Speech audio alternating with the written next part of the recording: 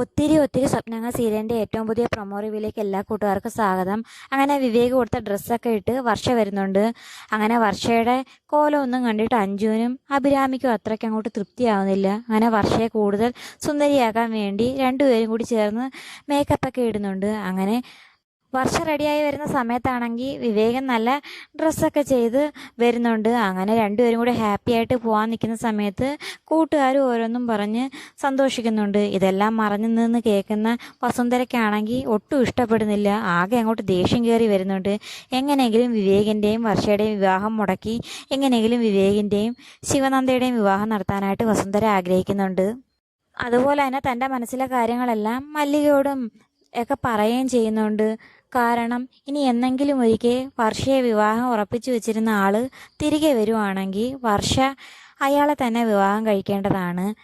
അതുകൊണ്ട് തന്നെ വർഷയുടെയും വിവേകിൻ്റെയും വിവാഹം ഒരിക്കലും ശരിയാകില്ല. എന്നെങ്കിലും ഒരിക്കൽ അയാൾ തിരികെ വന്നാൽ എന്ത് ചെയ്യുമെന്ന് വസുന്ധര പറയുന്നുണ്ട്. അതുകൊണ്ട് വർഷയും വിവേകും ഒരിക്കലും ഒന്നിക്കരുതെന്നൊക്കെ വസുന്ധര മല്ലികയോട് പറയുന്നുണ്ട്. ഈ സമയത്താണെങ്കിൽ വർഷയ്ക്ക് വിവേകിൻ്റെ സ്നേഹമൊക്കെ കണ്ടിട്ട് വളരെയധികം സന്തോഷമാകുന്നുണ്ട്. ഒന്നുമില്ലാത്ത, അതുപോലെ തന്നെ ആരോരുമില്ലാത്ത എനിക്ക് ഇത്രയും സ്നേഹവും കരുതലും ഒക്കെ തരുന്നത് കാണുമ്പം ഞാനൊരു രാജകുമാരിയെ പോലെയാകുന്നെന്ന് വർഷ പറയുകയും ചെയ്യുന്നുണ്ട്. ആ സമയത്ത് വിവേകിന് അത് കേൾക്കുമ്പം വളരെയധികം സന്തോഷമാകുന്നുണ്ട്.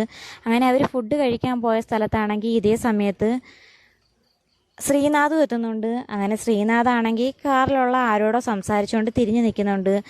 അങ്ങനെ വിവേകിനെയും വർഷയും ശ്രീനാഥ് കണ്ടുമുട്ടുമോ ഇല്ലയോ എന്ന് കാത്തിരുന്ന് തന്നെ കാണാം. അപ്പോൾ വീഡിയോ ഇഷ്ടമായ ചാനൽ സബ്സ്ക്രൈബ് ചെയ്യാൻ സപ്പോർട്ട് ചെയ്യാനും മറക്കല്ലേ കൂട്ടുകാരെ.